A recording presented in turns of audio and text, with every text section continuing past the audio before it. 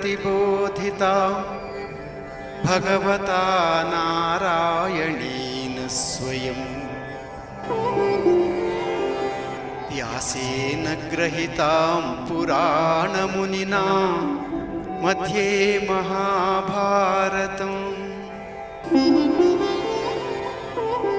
अद्वैतामृतवर्षिणीं भगवतीम् अष्टादशाध्यायिनी अम्बा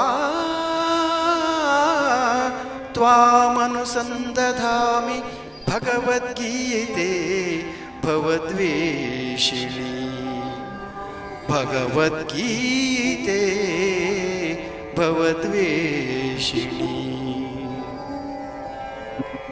ಭಗವದ್ಗೀತೆ ಮಹಾಭಾರತದ ಸಮಗ್ರ ಸಾರಾಂಶ.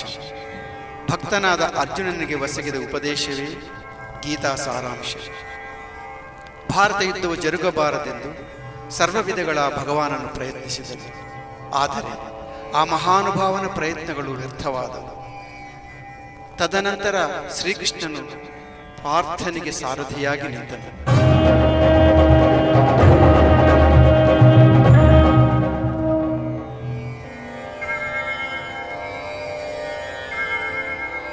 ಯುದ್ಧರಂಗದಿ ಅರ್ಜುನನ ಕೋರಿಕೆಯ ಮೇರೆಗೆ ರಥವನ್ನು ನಿಲ್ಲಿಸಿದನು.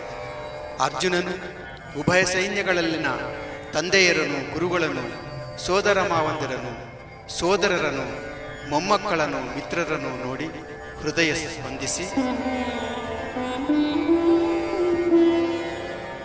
ನ ಕಾಂಕ್ಷೇ ವಿಜಯಂ ಕೃಷ್ಣ ನ ಚ ರಾಜ್ಯಂ ಸುಖಾನಿ ಚ ಕಿಂ ನೋ ರಾಜ್ಯೇನ ಗೋವಿಂದ ಕಿಂ ಭೋಗೈರ್ಜೀವಿತೇನ ವಾ ಕಿಂ ಭೋಗೈರ್ಜೀವಿತೇನ ವಾ.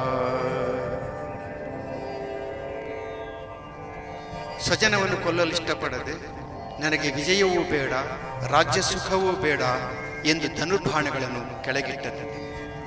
ದುಃಖಿತನಾದ ಅರ್ಜುನನು ನೋಡಿ ಶ್ರೀಕೃಷ್ಣ ಪರಮಾತ್ಮ ಅಶೋಚಾನವ್ಯಶೋಸತ್ವಂ ಪ್ರಜ್ಞಾವಾದಾಂಶ ಭಾಷಸೆ ಗತಾಸೂನ ಗತಾಸೂಂಶ್ಚ ನಾನು ಶೋಚಂತಿ ಪಂಡಿತಾಃ ನಾನು ಶೋಚಂತಿ ಪಂಡಿತಾಃ.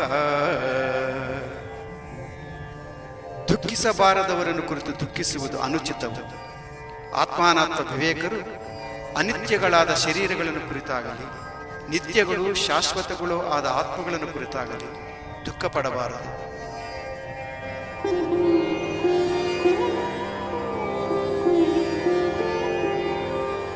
ದೇಹಿನೋಸ್ಮಿನ್ ಯಥಾ ದೇಹೇ ಕೌಮಾರಂ ಯೌವನಂಜರ ತಥಾ ದೇಹಾಂತರ ಪ್ರಾಪ್ತಿ ಧೀರಸ್ತತ್ರ ನ ಮುಹ್ಯತಿ.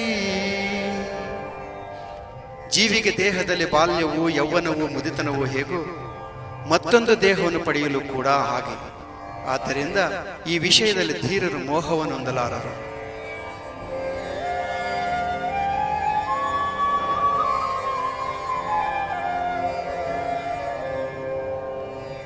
ವಾಸಾಂಸಿ ಜೀರ್ಣಾನಿ ಯದಾ ವಿಹಾಯ ನವಾನಿ ಗೃಹ್ಣಾತಿ ನರೋಪರಾಣಿ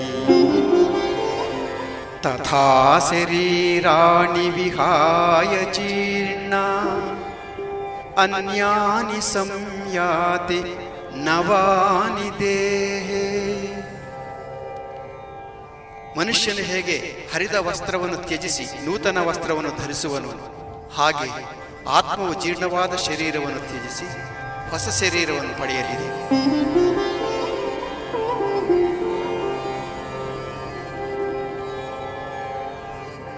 ನೈನಂ ಚಿಂದಂತಿ ಶಸ್ತ್ರಾಣಿ ನೈನಂ ದಹತಿ ಪಾವಕಃ ನ ಚೈನಂ ಕ್ಲೇದಯಾಂತ್ಯಾಪೋ ನ ಶೋಷಯತಿ ಮಾರುತಃ ನ ಶೋಷಯತಿ ಮಾರುತಃ. ಆತ್ಮನಾಶವಿಲ್ಲದ್ದು. ಆತ್ಮವನ್ನು ಶಸ್ತ್ರಗಳು ಛೇದಿಸಲಾರದು, ಅಗ್ನಿ ದಹಿಸಲಾರದು, ನೀರು ನೆನೆಸಲಾರದು, ವಾಯುವು ನಂದಿಸಲೂ ಸಮರ್ಥವಾಗದು. ಆತ್ಮ ನಾಶನವಿಲ್ಲದ್ದು.